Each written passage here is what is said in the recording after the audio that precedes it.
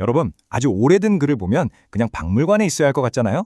그런데 가끔 수천 년 전 글인데도 꼭 오늘 내 얘기처럼 느껴질 때가 있습니다.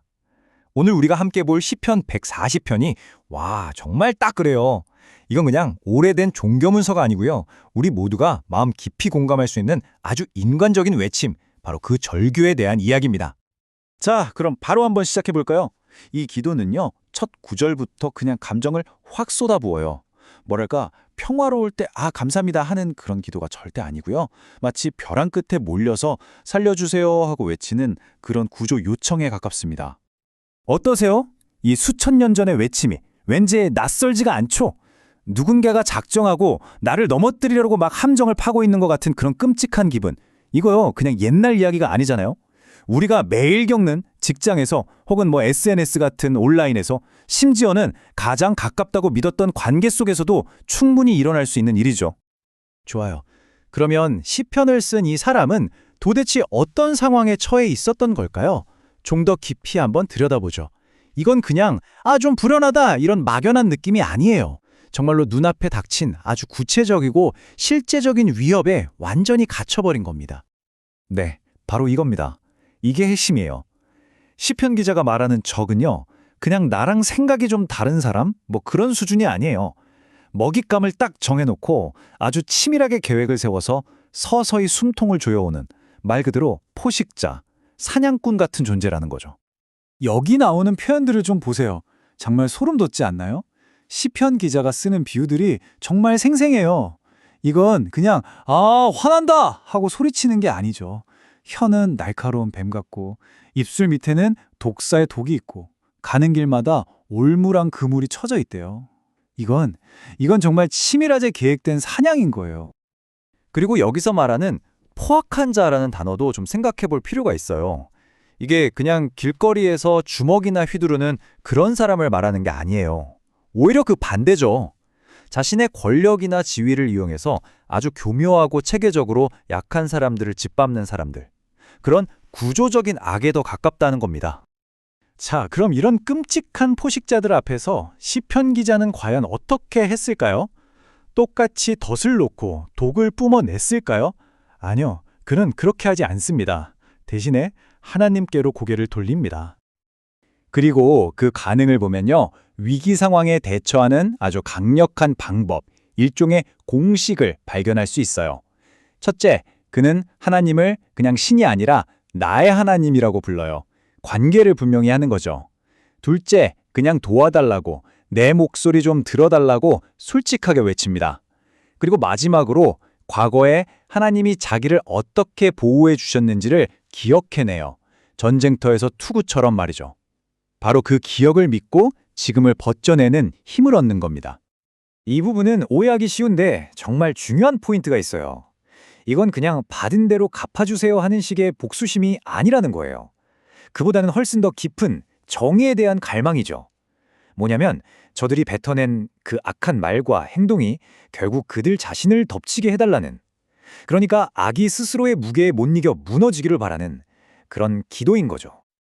자, 그런데요, 바로 이 지점에서 이야기가 완전히 예상치 못한 방향으로 확 꺾입니다. 지금까지는 외부의 적을 향한 기도였잖아요. 근데 이제 이 기도가 아주 어렵고 불편한 자기 성찰로 그 방향을 틀기 시작합니다. 생각해보면 지금까지는 구도가 아주 명확했죠. 억울한 나와 사악한 저들, 선과 악이 분명했어요. 그런데 바로 그 지점에서 이 시편이 우리 모두에게 아주 불편한 질문을 하나 툭 던집니다. 그 질문이 뭐냐면 바로 이겁니다. 만약 그 거울이 우리를 비춘다면? 이 시편이 갑자기 거울이 되어서 우리 앞에 딱 놓이는 거예요. 여태껏 저 악당들을 향해서 손가락질하고 있었는데 문득 그 거울에 비친 내 모습을 보게 되는 거죠. 한번 솔직하게 생각해 볼까요? 시편에 나오는 그 악인들의 행동을 보세요. 독이 든 말, 우리가 하는 험담이나 비방과 본질적으로 뭐가 다를까요? 마음속으로 악을 꾀하는 것, 우리의 시기심이나 이기적인 야망과 정말 아무 상관이 없을까요? 남을 넘어뜨리려고 함정을 놓는 것과 내 이득을 위해서 남을 은근히 깎아내리는 행동은요. 이렇게 하나하나 비교해보면 방금까지 분명했던 나와 저들 사이의 경계선이 순식간에 흐릿해지는 걸 느끼게 됩니다. 바로 이 지점에서 이 성경 구절이 정말 뼈아프게 다가오는 거죠. 의인은 없나니 하나도 없다. 결국 시편 140편이 그렇게 생생하게 묘사했던 그 악이라는 게 저 멀리 있는 어떤 특별한 악당의 이야기가 아니라 사실은 우리 모두의 마음속에 잠재되어 있는 가능성이라는 그런 불편한 진실을 마주하게 되는 겁니다. 와, 그럼 어떡하라는 걸까요? 밖에서는 악한 사람들이 나를 공격하고 내 안에는 나 자신이 악을 해낼 가능성이 있다니 정말 막막하잖아요. 희망이 있긴 한 걸까요? 다행히도 이야기는 여기서 끝나지 않습니다. 성경은 여기에 대한 아주 궁극적인 신적인 해답을 제시합니다. 그 해답이 뭐냐면요.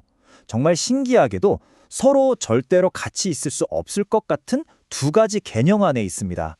첫 번째는 정의예요. 악은 반드시 대가를 치러야 한다는 원칙이죠. 그리고 두 번째는 은혜입니다. 자격이 전혀 없는 사람에게 거저 베푸는 용서와 자비. 이 두 가지가 어떻게 같이 있을 수 있을까요? 기독교 신학은 이 모순처럼 보이는 두 가지가 만나는 단 하나의 지점이 있다고 말합니다. 그게 바로 십자가입니다. 십자가 위에서 인류의 모든 악에 대한 대가를 치르는 그야말로 완벽한 정의가 실현되고 동시에 그 대가를 내가 아닌 다른 분이 대신 치렀기 때문에 우리에게는 완전한 은혜가 주어진다는 거죠. 바로 이 한 사건에서 정의와 은혜가 만난다는 겁니다. 이게 바로 기독교가 말하는 궁극적인 희망의 핵심이에요.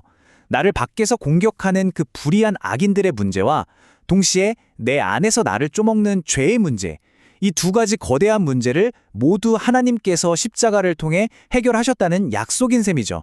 고통받는 나는 보호받고 죄인인 나는 용서받는 길을 열어주셨다는 겁니다. 그래서 결국 우리는 다시 처음으로 돌아오게 됩니다. 수천 년 전 이 고대의 기도는 오늘 우리에게 이렇게 묻고 있는 것 같아요. 당신은 다른 사람을 향해서만 정의를 외치겠습니까?